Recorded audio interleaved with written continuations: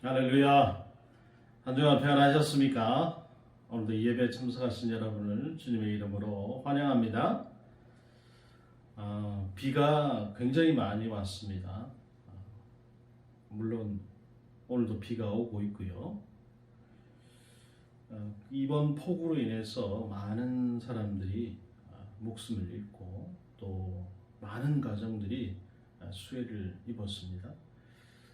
우리가 그들을 위해서 할 수 있는 거 무엇이 있겠습니까?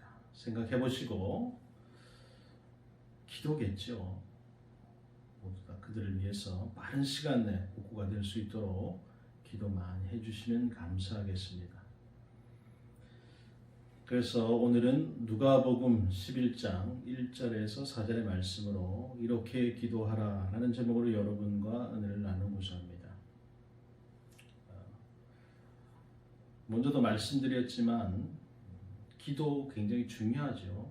지난 시간에도 저희가 기도에 대해서 말씀을 나눴습니다. 그 설교를 듣고 우리 아들이 이런 질문을 저에게 했어요. 어떤 기도를 해야 좋은 기도인가? 참 어려운 질문이죠. 어떻게 기도를 해야 잘하는 기도인가?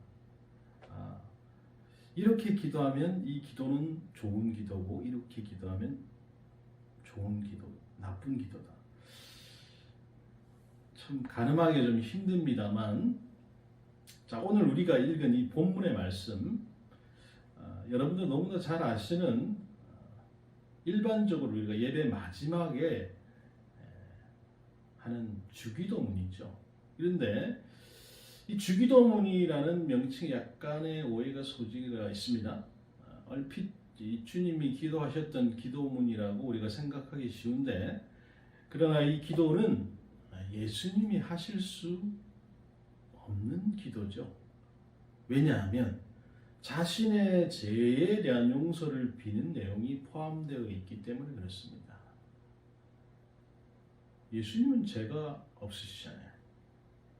주기도문을 정확하게 말하면 주님이 가르쳐 주신 제자들의 기도, 바로 우리들의 기도인 것이죠. 자, 그래서 우리가 평소에 아무 생각 없이 암송하기 쉬운 이 주기도문의 의미를 하나하나 새겨보고 또 어떻게 기도를 하는가, 어떻게 기도하면 좋은가 이런 것도 한번 생각해 보고자 하는 것입니다. 자, 누가복음에는 다른 복음서에 비해서 기도하시는 예수님의 모습이 더 빈번하게 언급되어 있습니다. 예수님이 세례 받으실 때 12제자를 택해서 사도로 세우실 때 이제 제자들이 신앙 고백을 하기 전에 먼저 기도를 하셨어요. 그러나 예수님은 이렇게 중요한 사건 때만 기도를 하신 게 아니죠. 예수님께서는 이른 아침에 혹은 늦은 밤에 또는 한적한 곳에 가서 기도하는 습관이 있었습니다. 1절에 보니까 예수께서 한 곳에 기도하시고 마치심에 제자 중 하나가 여짜오되 주여 요한이 자기 제자들에게 기도를 가르치신 것 같이 우리에게도 가르쳐 주옵소서라고 했습니다. 자, 예수님께서는 이날도 평소처럼 이제 한 곳에서 기도를 하고 계셨죠. 지금까지 예수님은 제자들에게 기도하라고 잔소리를 하신 적이 없습니다. 다만 꾸준히 기도하는 모습을 보여주셨을 뿐이죠. 제자들이 그 모습을 보고 기도에 대한 강한 자극을 이제 받았어요. 앞만 봐도 예수님의 이 능력의 역사를 이루는 비결이 바로 저 기도에 있는 것 같다. 그래서 예수님께 우리도 기도를 배우고자 하는 그 소원이 생기게 된 거죠. 그래서 제자 중에 하나가 나와서 이렇게 청을 하는 거예요. 주여 요한이 자기 제자들에게도 기도를 가르친 것 같이 우리에게도 가르쳐 주세요. 우리도 주변에 기도하는 사람 보면서 자극을 받지 않습니까? 나는 뭐 어쩌다가 한번 기도하는데 날마다 꾸준히 기도하는 사람, 나는 뭐 1, 2분 기도하기도 힘든데 2시간, 3시간 기도하는 사람을 보면 나도 한번 저렇게 기도해 보고 싶다 라는 생각이 여러분 드십니까? 나도 기도의 사람이 되면 예수님처럼 바울처럼 이 앞선 시대 신앙의 위인들처럼 능력 있는 사람, 영적인 사람이 될 것 같죠. 하지만 막상 우리가 기도를 하려고 하면 막막하죠. 기도가 참 어렵다 그런 생각이 듭니다. 이때 우리가 주변 사람의 조언이나 경험담이 도움이 되기도 합니다. 하지만 어떨 때는 통성으로 기도하십시오. 침묵 가운데 기도하세요. 방언 기도를 하십시오. 아니면 방언 기도를 하지 마십시오. 기도 음악이 도움을 줍니다. 기도 음악은 방해가 돼요. 등등 서로 말이 다 달라서 헷갈리는 경우가 더 많죠. 역시 기도는 기도의 최고의 마스터 예수님에게 먼저 배워야 되는 것입니다. 자, 예수님 제가 기도하고 싶은데 기도를 몰라요. 저에게 기도를 가르쳐 주십시오. 그러니까 예수께서 이르시되 너희는 기도할 때 이렇게 하라. 마치 이 날이 오기를 기다렸다는 듯이 예수님께서 회심의 미소를 지으시면서 제자들에게 기도를 가르쳐 주시는 거예요. 단 기도의 형식에 대해서는 1절 언급하지 않으십니다. 자, 이를 볼 때 기도의 어떤 폼이나 억양이나 방식이나 이걸 정해놓고 하는 게 아니다 이 말이죠. 기도가 각자의 그 스타일대로 또는 때에 따라서 자유롭게 하면 된다 그 말입니다. 그러니까 시간 정해놓고 일정한 방식으로 일정한 양식을 딱 정해서 여러분 그렇게 기도하는 게 아니고 여러분이 시간 날 때 틈틈이 언제 어느 때에 자유롭게 하시면 된다 그 말이에요. 대신 예수님은 우리에게 모범이 될 만한 기도문 하나를 이제 가르쳐 주시는 것입니다. 우리는 이 기도를 통해서 나에게 하나님이 어떤 분이 되시는지 하나님 앞에서 나는 누구인가를 발견하게 되는 것이죠. 이것을 기초로 우리는 기도가 무엇인지 어떤 기도의 제목을 가지고 기도해야 하는지 우리가 왜 기도해야 하는지를 배울 수 있게 되는 것입니다. 먼저 기도를 받으시는 분이 누구신가? 그 하나님은 어떤 분이신가? 라는 거죠. 2절에 보니까 아버지 이름이 거룩히 여김을 받으시며 나라가 임하옵시며 라고 했어요. 자, 첫 번째는 하나님은 아버지이시다라는 것입니다. 우리가 아버지요. 예수님이 기도할 때 하나님을 아버지라고 부르라고 하셨어요. 하나님의 아들이신 예수님이 하나님을 아버지라고 부르며 기도하시는 것은 당연한 일이죠. 그런데 놀라운 것은 예수님이 제자들에게도 하나님을 아버지로 부르라 이렇게 하셨다는 사실이에요. 이것은 당시로서는 혁명에 버금가는 대사건입니다. 구약시대에 이스라엘 백성들에게 저 높은 하늘 위에 계신 하나님을 감히 아버지라고 부르는 것은 꿈도 꿀 수 없는 일이에요. 그들은 하나님을 당시에 임금으로 호칭하던 것 같은 주, the Lord 라는 호칭을 사용했어요. 임금님 앞으로 나아가려고 하니까 기도할 때마다 얼마나 긴장되고 얼마나 겁이 나겠습니까? 잘못 불렀다가는 큰일 나잖아요. 그러나 아버지요 라는 호칭이 전혀 달라요. 개인에 따라서 시대에 따라서 편차가 있는 것은 사실이지만 기본적으로 개인적인 친밀함을 담고 있는 표현이잖아요. 특히 아무런 수식어가 없이 아버지라고 부르는 것은 더더욱 그렇습니다. 창조물과 이 피조물의 관계도 아니고 왕가의 그 신하의 관계도 아니고 우리가 가족의 의미에서 볼 때 아버지라고 하는 그것을 말하는 거야. 여러분이 저를 보실 때 대단히 과묵해 보이는 것 같지만 제가 수다스러울 때도 있습니다. 하나는 동력자들과 우리가 대화를 할 때고 또 하나는 바로 이 기도할 때. 사실 우리가 동력자나 여러 사람들에게 하지 못했던 말을 하나님 아버지 앞에서는 우리가 다 하는 것이죠.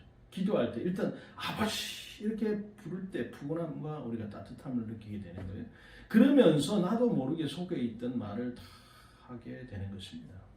직장 상사 앞도 아니고 교수 앞도 아니고 아버지 품 안에 있는데 우리가 감출 게 뭐가 있겠습니까?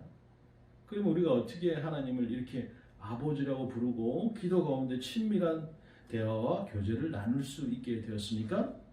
그것은 그 기쁘신 뜻대로 우리를 예정하사 예수 그리스도로 말미암아 자기 아들들이 되게 하셨으니라고 에베소 1장 5절에 말씀했어요. 예수님을 통해서 우리가 하나님의 아들, 딸로 입양되었기 때문이죠. 그래서 우리는 하나님을 아버지라고 부를 수 있게 되는 것입니다. 우리는 무서워하는 종의 영을 받지 않았어요. 양자의 영을 받았습니다. 그렇기 때문에 우리는 기도할 때 아빠, 아버지라고 부를 수 있게 되는 것이죠. 복음이 우리에게 주신 가장 큰 선물이 바로 이 양자됨의 은혜인 것입니다.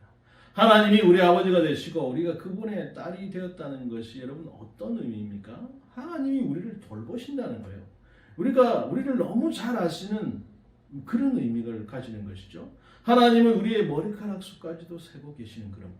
또한 하나님 아버지라고는 말은 자녀인 우리에게 가장 좋은 것을 주시기를 원하신다. 그런 말이기도 하죠. 우리가 기도할 때 하나님을 아버지라고 부르는 것은 바로 이런 아버지 앞에 사랑받는 자녀로 나아가는 것입니다. 사랑받는 자녀로 여러분 나아가야 되는 거예요. 자, 둘째는 하나님은 거룩하신 분이다. 이름이 거룩히 여김을 받으시오며 이름은 여러분 명예와 영광을 대표하는데요. 거룩하다는 것은 구별된다는 거잖아요.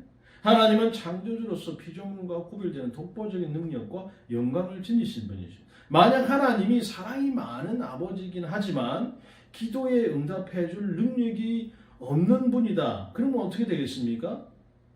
우리가 기도할 필요가 없죠. 아무 능력이 없는데 무능한 아버지에게 우리가 구해봤자 무슨 소용이 있겠습니까? 그러나 하나님은 모든 피조물과 구별되는 전능하신 아버지.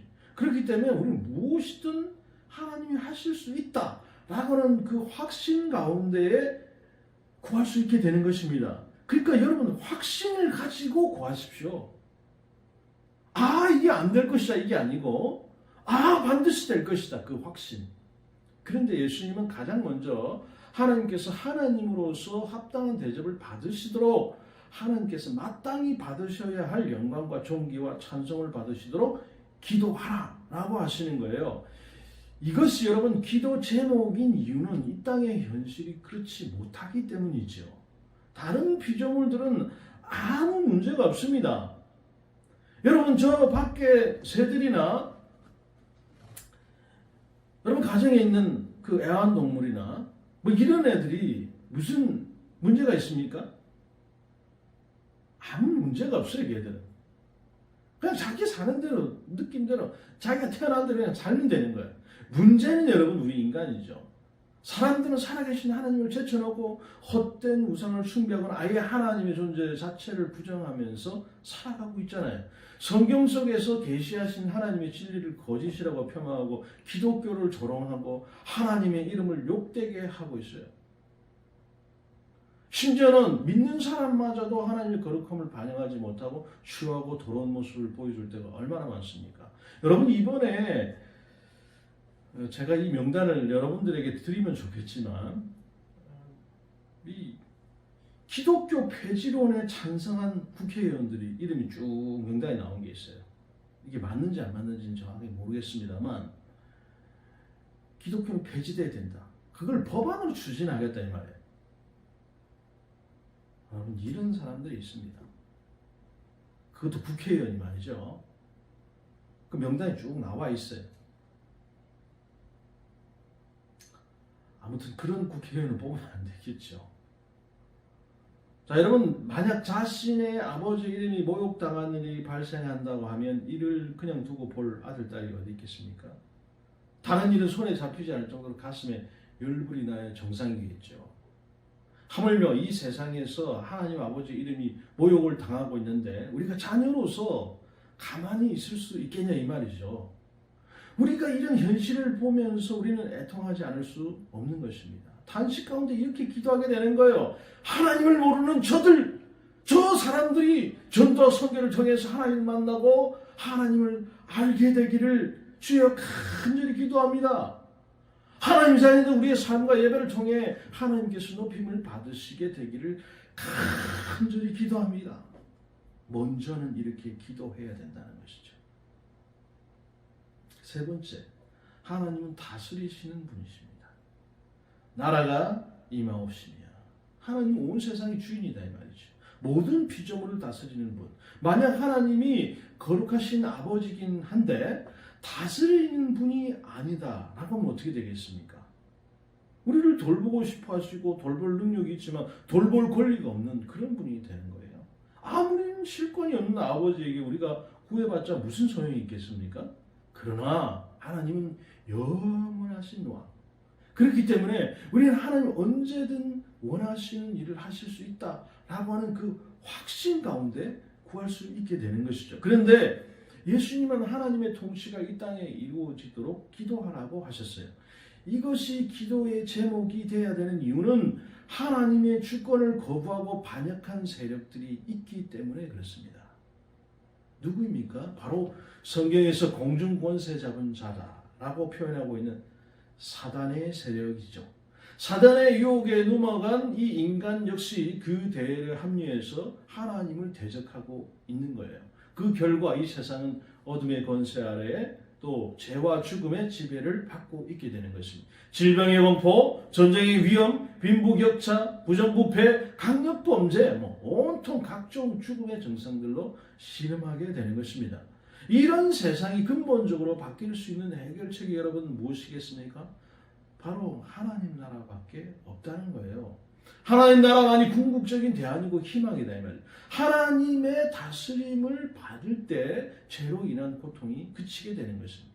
상함이나 해됨도 없고 영원히 사망이 없고 생명이 왕노릇하는 하나님 나라가 임하게 될 것이죠. 그 나라는 정의가 강물같이 흐르고 사랑과 은혜가 넘치는 그런 나라가 될 것입니다. 그러므로 우리는 하나님 나라가 속히 임하기를 간절히 기도하지 않을 수 없는 거예요. 하나님의 나라가 가정과 사회와 국가와 더러워진 이 어둠을 밀어내고 계속해서 확장되어 나가기를 이 땅 가운데 하나님의 주권을 인정하고 그분의 다스림을 받으며 살아가는 사람들이 더 많아지기를 우리가 구하지 않을 수 없게 되는 것입니다. 기독교론을 폐지하는 그런 사람들 말고요. 사랑하는 여러분, 지금까지 우리가 이 묵상한 이 예수님이 가르쳐 주신 기도의 전반부를 가리켜서 우리가 흔히들 하나님을 위한 기도, 그러니까 하나님께 우리가 올려드려야 되는 기도 이렇게 이해를 해요. 그래서 나의 필요를 구하기에 앞서 하나님을 위해 기도하라 그렇게 말하기도 합니다. 과연 그런가 우리가 한번 생각해 볼 필요가 있어요. 우리가 하나님을 더 거룩하게 할 수 있습니까? 여러분들이 과연 하나님을 더 거룩하게 할 수 있나요? 그럴 수 없잖아요. 하나님 이미 거룩하신 분인데요. 우리가 구하기 전에 이미 하나님은 온 세상을 다스리고 계십니다. 하나님이 무엇이 부족하거나 필요해서 우리에게 기도해달라 이렇게 요청하신 적이 없습니다. 그렇게 요청하는 게 아니에요. 사실 이름이 거룩히 여김을 받으시며 나라가 임하옵시며 이 기도는 역시 다 우리를 위한 기도다 이 말이죠. 하나님을 알지 못하고 하나님의 통치를 거부하고 있기 때문에 여전히 죄와 죽음의 권세 아래 시달리고 있는 우리 인생들을 위한 기도인 것입니다. 너희의 모든 필요 중에 가장 절실한 필요가 바로 하나님과의 관계성을 회복하고 바르게 하는 것이라는 것을 일깨우는 기도가 되겠습니다. 전능하신 왕, 자비하신 하나님 아버지의 돌보심이 그 가운데서 하나님의 자녀로서 사는 가장 복된 삶을 구하는 기도인 것이죠. 우리가 하나님의 영광과 나를 위한 기도가 나에게 가장 절실한 기도 제목이라는 것을 항상 잊지 마시고 간구할 수 있기를 기도합니다. 그래서 이 기도를 통해서 나에게 하나님이 어떤 분이신가, 날마다 나에게 어떤 일을 하는 분이신가, 그걸 되새길 수 있는 여러분들이 다 되시기를 기도합니다. 자, 그 다음으로 그렇다면 기도하는 우리는 어떤 존재인가라는 것이죠. 첫 번째는 우리는 의존적인 존재입니다. 3절에 우리에게 날마다 일용할 양식을 주시옵고, 예수님이 먼저 일용할 양식을 위해서 날마다 구할 것을 말씀하시는데요. 그런데 여러분, 먹을 것이 풍족한 시대를 사는 우리에게 뭐 그렇게 와닿는 말씀은 아니잖아요. 우리는 그날 먹을 것만이 아니고 앞으로 한참 더 먹을 것을 냉장고에다 쟁여놓다 못해서 그게 썩을 때까지 쌓아두고 살잖아요. 뭐 돈만 있으면 마트에 가든지 아니면 쇼핑몰에서 배달시키든지 그냥 클릭 한 번이면 바로 오는 쿠팡에다가 원하는 걸 얼마든지 얻을 수 있는 시대를 살고 있잖아요. 하지만 예수님 당시에는 정말 그날 먹을 것을 위해서 일했고 그날 일한 것을 가지고 먹었어요. 오늘 배불리 먹었다고 해도 내일 어떻게 될지 모르는 그런 시대다 이 말이죠. 예수님은 그런 걱정 대신 기도해라 라고 말씀하신 거예요. 자, 그러면 이 기도는 우리가 크게 상관없는 기도일까요? 당장 먹을 끼니 걱정은 하지 않는다고 하더라도 우리에게 여전히 육신의 필요, 물질적인 필요가 있습니다. 안정된 직장이 필요하고요. 살 집도 있어야 되고요. 자녀를 키울 교육비와 내가 나중에 노후를 위해서 어떻게 살아야 될지 노후 대책이 필요해요. 그런데 우리가 땀 흘려 일하고 열심히 수고한다고 해서 이런 필요를 우리 스스로 다 충족시킬 수 있냐 이 말이죠. 여러분은 충족시킬 수 있습니까? 제가 뭐 옛날에 회사 다닐 때 다들 교회 안 다니는 사람들이었어요. 근데 점심을 먹다 보면 항상 이제 같이 점심을 먹으니까 기도를 하잖아요. 그럼 앞에 안 믿는 사람이 막 얼굴을 찌푸리잖아요. 왜 그렇게 기도를 하나? 그리고 좀 직급이 나보다 높은 사람이 있다. 그러면 아니 그거 뭐 먹고 있는 점심 식사 쿠폰 그거 내가 준 건데 왜 나한테 감사하지 않고 거기서 기도하냐? 네 열심히 일했기 때문에 쿠폰을 주는 거지. 어디 보이지도 않는 사람한테 그거 하라고 내가 쿠폰 주는 거 아니다. 그러면 제가 이렇게 대답을 하죠. 물론 이 쿠폰이 회사에서 준 것은 맞죠. 또 회사가 쿠폰을 줄 수 있는 것은 하나님이 이 사회가 유지 발전될 수 있도록 도와주셨기 때문에 그런 것이죠. 우리가 아무리 애를 써도 경제 불황이 닥치거나 어려운 일이 생기면 순식간에 회사가 무너질 수 있다는 거 잘 아시잖아요. 물론 주신 거 감사하긴 하지만 우리가 하나님께 감사하지 않을 수도 없습니다. 이걸 지켜주고 있으니까요. 그 이후로는 식사 기도에 대해서 아무 말도 하지 않습니다. 여러분 착각하면 안 돼요. 다 내가 열심히 돈 벌어서 내가 필요한 거 사고 먹고 싶은 거 먹는 생각할지 모르지만 그것이 전부가 아닙니다. 우리 스스로 얻었다고 생각하는 그 모든 것들은 사실 하나님께로부터 온 것이죠. 우리는 공급자 대신에 하나님을 의존하고 살고 있는 거예요. 그래서 예수님은 육신에 필요한 것을 하나님께 나아가 구하도록 말씀하신 거예요. 우리는 연약하니까요. 두 번째로 우리는 죄인이기 때문입니다. 4절 전반전에 우리가 우리에게 죄 지은 사람 모든 사람을 용서하오니 우리 죄도 사하여 주시옵고 라고 했어요. 예수님은 제자들이 죄 용서를 위해 기도할 것을 말씀하시는데, 그런데 이 기도는 우리가 우리에게 죄 지은 사람을 용서하는 것을 전제를 하고 있다는 점이 눈에 띄잖아요. 우리가 다른 사람의 죄를 용서해 주는 것이 지극히 당연한 것이다 라고 말씀하고 계신 것 같아요. 그 이유가 무엇인가? 먼저 우리가 용서받은 사람이기 때문이죠. 예수님은 이것을 마태복음 18장에 나오는 1만 달란트 빚진 자의 비유로 말씀하신 적이 있습니다. 죄지은이라고 번역된 부분을 원어로 보면 빚을 진이라는 뜻의 동사를 쓰고 있는데 죄는 마치 채무 같아요. 우리는 하나님께 1만 달란트 곧 1땅을 16만 년 동안 한 푼도 쓰지 않고 모아야 할 정도의 죄의 빚을 진 자들이었어요. 그러나 우리는 이 무거운 채무를 한 푼 남김없이 다 탕감받았습니다. 하나님의 하나는 은혜와 자비 때문에 그렇게 된 거예요. 이런 우리가 우리에게 100데나리온 곧 100일치 일당에 해당하는 금액을 빚을 진 사람의 채무를 탕감해 주지 않을 수 있냐 이 말이죠. 예수님이 십자가로 말미암아 우리의 무거운 죄를 사함받아 우리는 마땅히 우리에게 죄지은 모든 사람을 용서해 주어야 한다는 것입니다. 그런데 우리가 거액의 채무를 하나님께 이미 탕감받았다고 해서 다 끝난 것은 아닙니다. 그 이후에도 우리는 계속해서 죄를 범하고 살잖아요. 날마다 새로운 채무를 또 쌓는 거예요.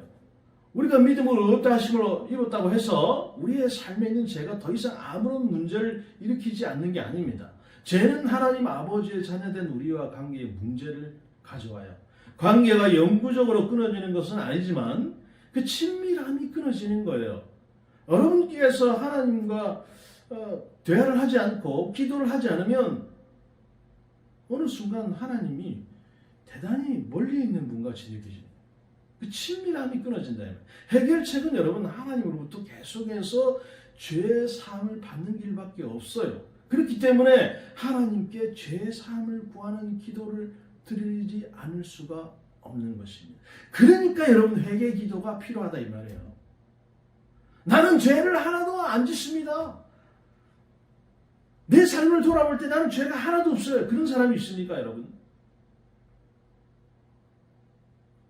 회개 기도가 필요합니다. 같은 맥락에서 예수님이 이미 목욕한 사람이라도 발을 씻을 필요가 있다라고 말씀하신 바가 있어요. 육신의 필요에 있어서 뿐만 아니고 영적인 필요에 있어서도 우리는 이렇게 하나님께 의존할 수밖에 없는 존재예요. 우리의 몸은 밥을 먹어야 삽니다. 우리 마음과 영혼은 용서를 먹어야 살 수 있죠. 만약 우리가 서로의 죄를 전혀 용서해 주지 않고 하나님도 우리의 죄를 용서해 주지 않는다고 여러분 생각해 보십시오. 비난이나 분노나 저주나 복수가 난무하는 그런 세상에 우리는 살고 있겠죠. 숨이 막혀서 살 수가 없겠죠. 그런 세상에서 우리는 단 하루도 살 수가 없는 것입니다. 우리가 인식하고 있든지 인식하지 못하고 있든지 우리는 주위 사람들로부터 날마다 우리가 용서를 받으면서 살고 있습니다. 그 덕에 우리가 같이 어울려서 사는 거죠.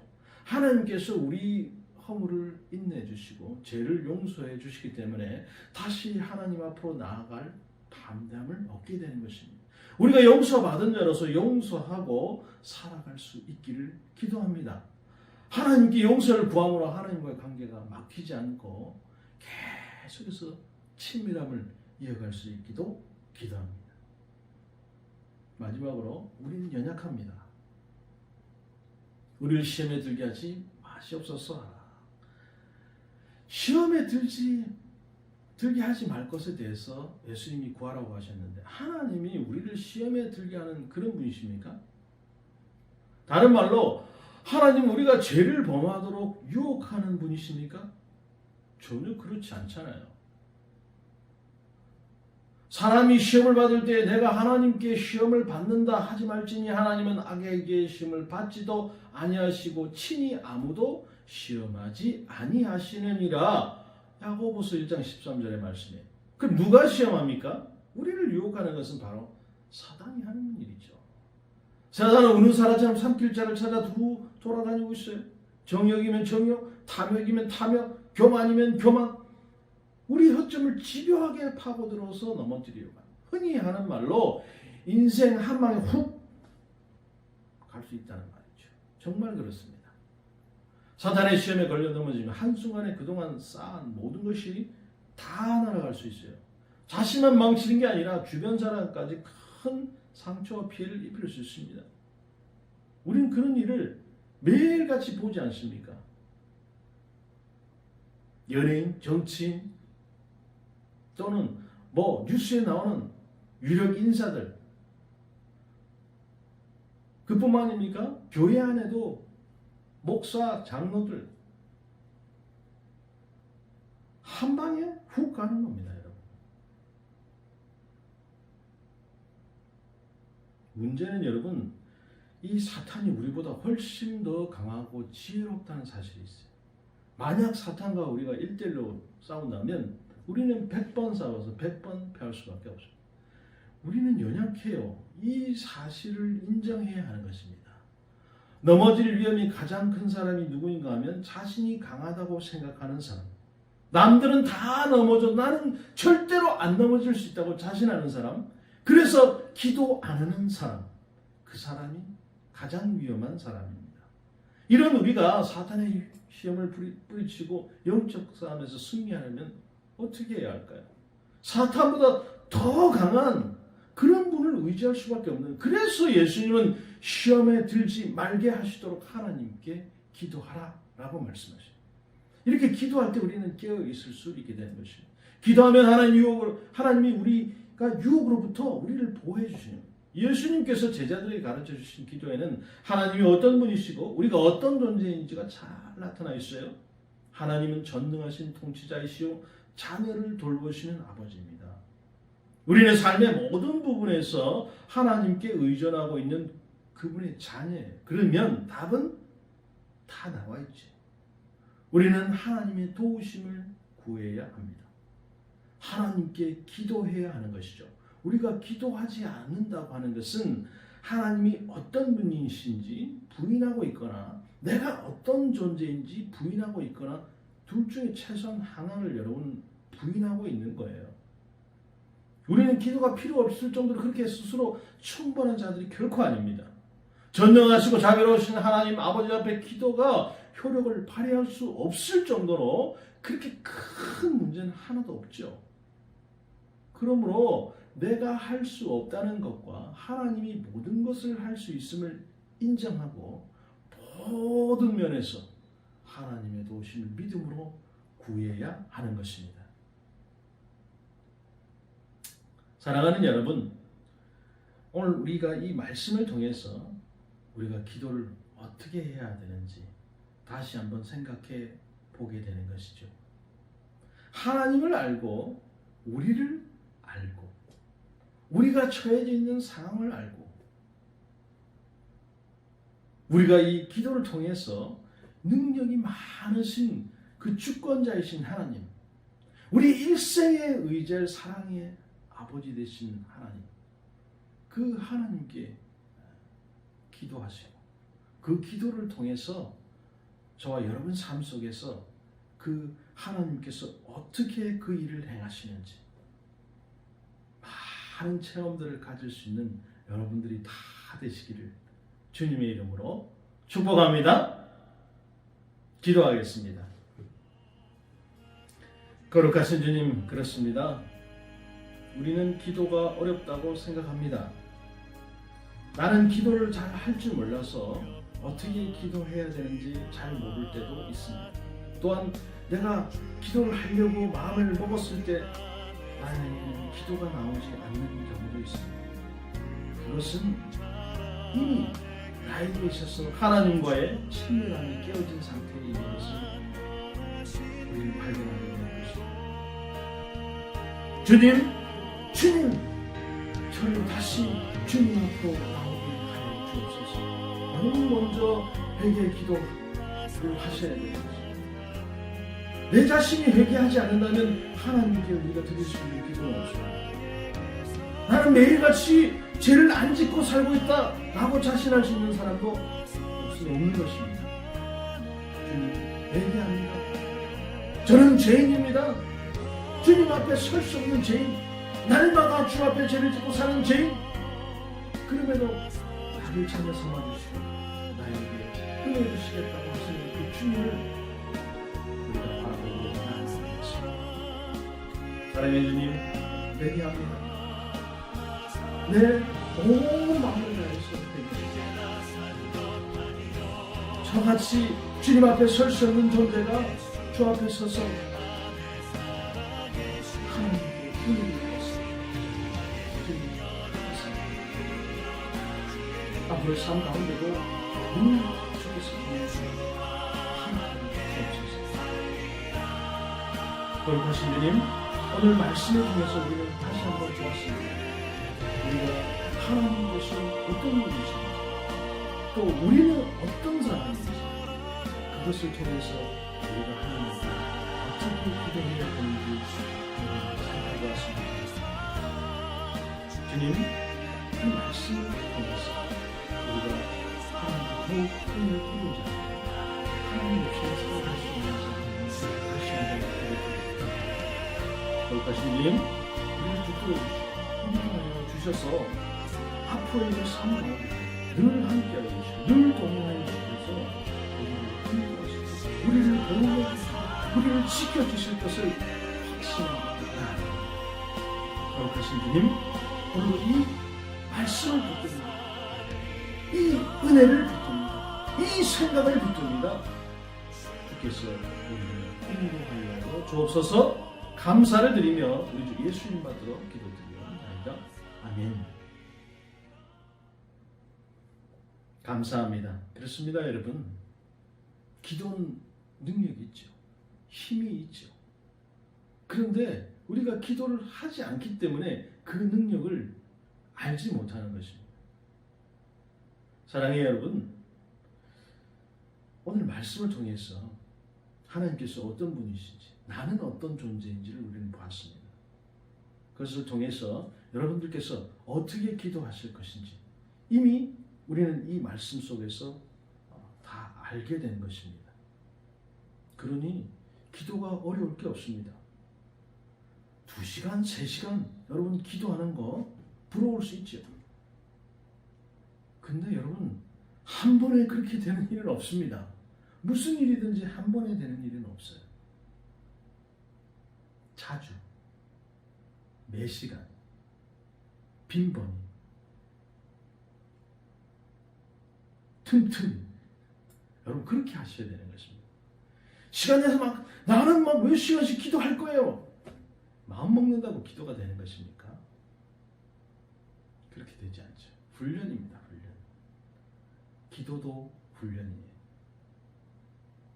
이 훈련 여러분 잘 싸우셔서 하나님과 친밀해 주시고 그 가운데서 여러분이 기도할 때마다 하나님께서 여러분의 기도를 들어주시는 그 역사가 나타나기를 주님의 이름으로 축복합니다. 한 주간 평안하시고요. 우린 다음 주에도 또 영상 예배로 찾아뵙도록 하겠습니다. 한 주간 주 안에서 승리하시기 바랍니다.